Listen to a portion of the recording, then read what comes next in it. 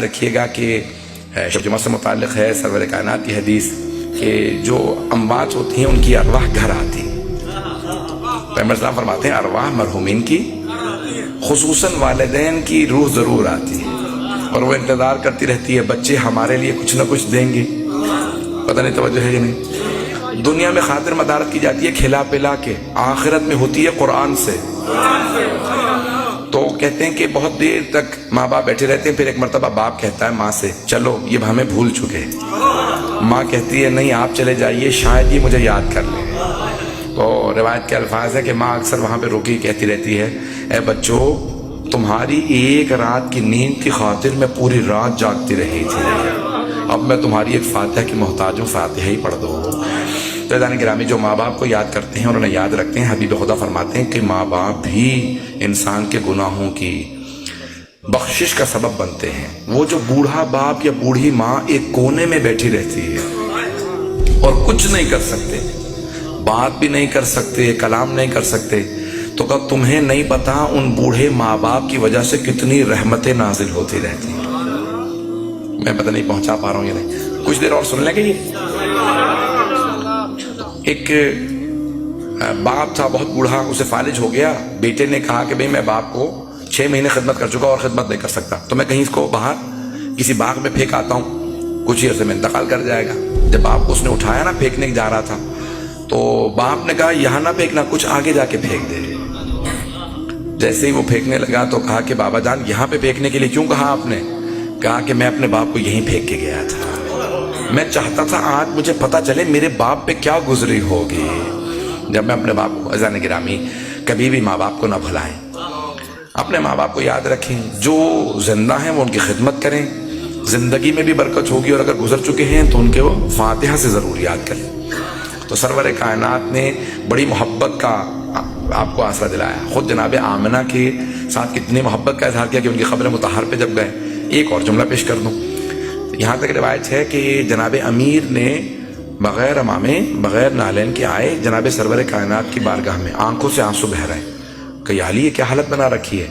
تو آپ نے فرمایا یا رسول اللہ میری ماں کا انتقال ہو گیا، یعنی جناب فاطمہ بنت اسد کا، مدینے میں۔ تو رسول خدا نے کہا یا علی یہ مت کہیے آپ کی ماں کا انتقال ہو، یہ کہیے یا رسول اللہ آپ کی ماں کا انتقال ہو۔ کہ امی بعد امی، میری ماں کے بعد وہ میری ماں تھی، انہوں نے مجھے اتنی شفقت سے پالا کہ مجھے کبھی ماں کی کمی محسوس نہیں ہوئی، انہوں نے کبھی احساس نہیں ہونے دیا کہ میرے ماں باپ نہیں۔ سن رہے ہیں؟ اب سیرت نبی سے میں چند جملے مسائل کے پیش کرنا چاہ رہا ہوں، اگر سننا چاہیں۔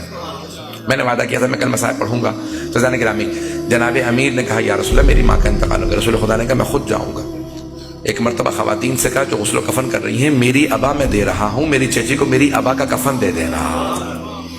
کہ جب کفن دیا گیا تو رسول خدا کی ابا اڑھائی گئی، رسول خدا نے خود جناب فاطمہ بنت اسد کے جنازے میں 70 تکبیرات پڑھی، 5 واجب ہیں، وسائل الشیعہ کی روایت ہے، شیخ حر عاملی نے لکھا۔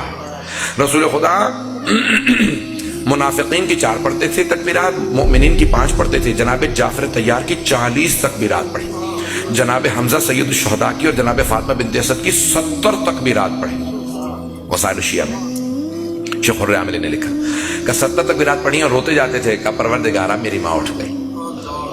بڑی محبت کا اظہار کر رہے ہیں، صحابہ دیکھ رہے ہیں کہ پیغمبر اسلام میں بھی مصائب پہ نہیں آیا، اس سے پہلے کہ میں مصائب کو پڑھوں خاص طور سے جملے سن لیجیے گا۔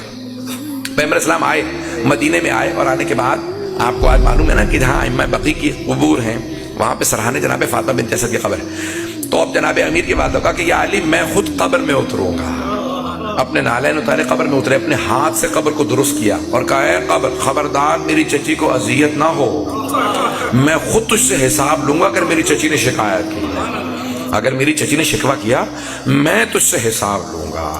ایک مرتبہ کہا یا علی مجھے دیجئے، بڑے تعظیم سے چچی کو قبر میں رکھا اور قبر بند کرنے کے بعد سرحانے بیٹھ گئے، سرحانے کی طرف بیٹھے اور رو رہے تھے۔ اچانک کچھ دیکھنے کے بعد کہنے لگے ابنوں کے آپ کا بیٹا آپ کا بیٹا۔ کہا یا رسول اللہ، صحابہ نے سوال کیا یا رسول اللہ کیا معاملہ، آپ چچی سے کیا کہہ رہے ہیں؟ کہا کہ مرتبہ فرشتوں نے بڑے احترام سے میری چچی سے سوال کیا من ربو کے، آپ کا رب کون ہے؟ تو میری چچی نے بڑے اطمینان کے ساتھ کہا اللہ ربی، اللہ میرا رب ہے۔ کہا فرشتوں نے فوراً سوال کیا من نبیک، آپ کے نبی کون ہیں؟ تو میری چچی نے فوراً میری طرف اشارہ کیا، محمد نبی، یہ محمد میرے نبی ہیں۔ کہ ایک مرتبہ فرشتوں نے سوال کیا من اماموں کہ آپ کا امام کون ہے؟ تو میری چچی نے مجھے دیکھا، میں نے فوراً کہا ابنوں کے چچی جان کہہ دیجئے آپ کا بیٹا ہی آپ کا امام ہے، آپ کا بیٹا ہی آپ کا امام ہے۔ سارے مجمع کی توجہ میں خون جگر دے رہا ہوں اس ایک جملے کے لیے۔ رسول خدا نے صحابہ کے مجمع میں اپنی چچی سے کہا، قبر کے اندر چچی اتر چکی ہیں، جناب امیر المومنین علی بن ابی طالب کی ماں ہیں، کعبے میں ولادت کے لیے گئی ہیں۔ کہا چچی جان جب فرشتوں نے پوچھا کہ آپ کا امام کون ہے، آپ کہہ دیجئے میرا بیٹا ہی علی ہی میرا امام ہے، میرا بیٹا میرا امام ہے۔ او مسلمانوں، جس علی کے ماں باپ کا ان کی امامت و ولایت کے بغیر گزارا نہیں، وہاں تیرا میرا کیسے گزارا؟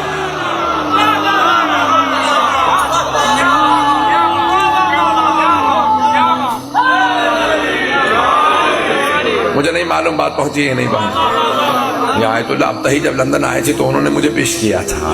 ایسے بہت سے مطالب ہیں جو حضران گرامین پہ شبہ نہیں کیا جا سکتا کہ جب جناب امیر المؤمنین کی والدہ کا وہ مقام کہ سرور کائنات نے ان کی تعظیم سے متعلق کیا کچھ نہیں 70 تکبیرات پڑھی ہوں، اور اس میں بھی فرماتے ہیں کہ جناب امیر علیہ السلام کے بغیر حضران گرامی آئے ذرا میرے ساتھ۔